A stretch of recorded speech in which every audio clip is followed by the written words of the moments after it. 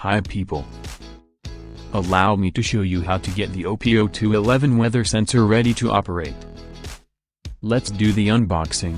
Inside the box we find the manual with connection schema and QR code to reach the firmware download page, the microcontroller, the weather sensor, and the cable to connect the sensor to the microcontroller.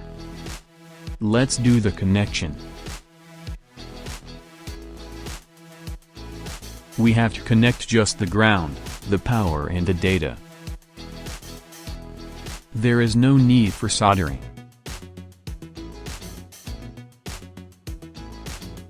Also you'll need a USB cable capable of data transmission. The original cables included when you buy a mobile phone are usually capable of data transmission. Remember that the cheap charging cables sold in most shops will typically not be fast enough for data transmission and the device will not show as connected to the computer's USB port. Now let's have a look at how to prepare Home Assistant for the communication with the device. We have here a fresh installation of Home Assistant. Now for our weather station to be able to communicate with Home Assistant, we need to install the Mosquito add-on. Let's head over to Settings and then Add-ons and click on Add-on Store. Select Mosquito Broker and click on the install link to install it. Then with the same button used to install it, you can start it. Let's start it right away.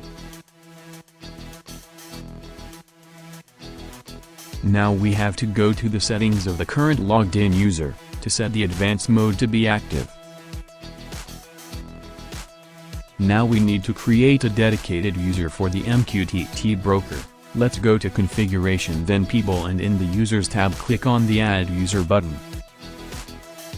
We can choose a display name. The username will be generated automatically but you can change it. It's important that you choose a different name from your current username, for example MQTT user. We will refer to this in the rest of the guide as the MQTT ID. Then we must choose a password and we want to note down the username and password we just chose for the MQTT ID, because we'll need them later in the process, more than once. Now you may click on the Create button. We have now all we need to go and create a configuration for the Mosquito Broker add-on. Inside Settings and then Devices and Services go to the Integrations tab. Click on the Configure link inside the Mosquito Broker tile. Then Submit and then Finish for the configuration to be created. Click again on the Configure link inside the Mosquito Broker tile. In the pop-up that appears, change username and password to match the ones of the newly created MQTT ID and leave the rest of the fields unchanged. You can now click on Next. In the new pop-up page, leave all the options unchanged and click on Submit. Now we have all the details we need to be able to configure the firmware in the dedicated online page from the Frabia website. Scroll down to the firmware download section, and enter the details of the desired Wi-Fi network, network name or SSID and passphrase. It must be the same network Home Assistant is connected to.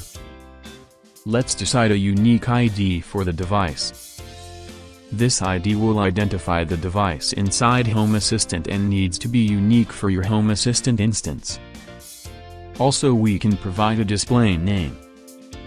We need to enter the details, username and password, of the MQTT ID just created for Home Assistant. Also we need to provide the IP address of the Home Assistant service. If you are running Home Assistant in a virtual machine, you should find the IP address in the virtual machine window, otherwise you can use the ping command in a PowerShell or Windows command shell to ping the domain name that you use to connect to Home Assistant.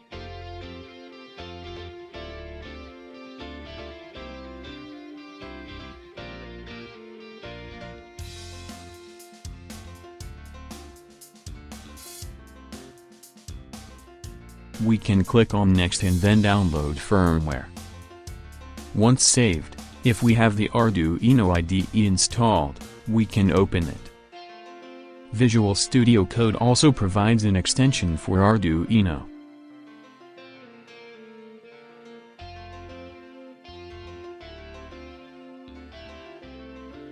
Inside the Arduino IDE, let's head to the Files menu and select Preferences. Make sure the link provided in the online guide has been added to the additional boards manager URLs. Also from the online guide, make sure you have downloaded and installed the driver for the device. We can then go to the Tools menu and select Board and then Boards Manager. Here we can look up the ESP8266 board and install it.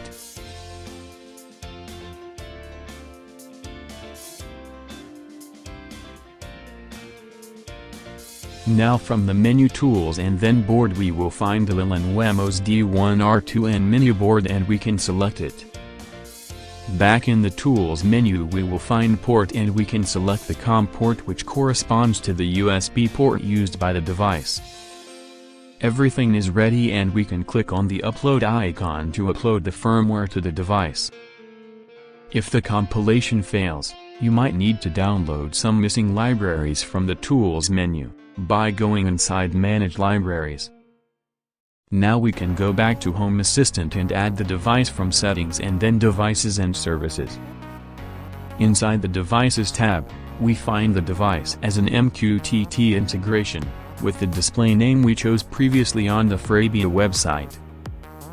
Let's select it and then click on Add to Dashboard. Let's click OK on the pop-up and we can see the device appearing in the default dashboard. Now we can disconnect the device from the USB port and we can connect it to any battery or charger as long as we stay within range of the Wi-Fi network that we're connecting to. Let's see how we can integrate the device to create an automation. We're gonna be using a Wi-Fi smart plug to turn on an electric heater when the room is too cold, because I didn't pay the gas bill for the central heating. After following the manufacturer's installation guide and the Home Assistant setup, the device will appear on our dashboard. Let's go and create an automation for our devices. Click on Settings and then Automations and Scenes. Click on Create Automation and start with an empty automation. Now we can give a name to our automation, and then use our Hothead OPIO211 weather station as a trigger for the automation. We want to trigger the action when the temperature goes below 27 degrees. In the Actions section we can add our smart switch which is connected to our room heater, and we want to turn it on when the trigger activates. Now let's go back to the dashboard and let's connect our device to a power bank to turn it on.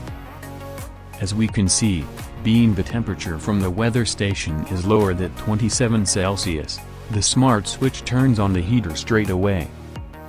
We can also see an entry for this event in the logbook. Thanks for watching.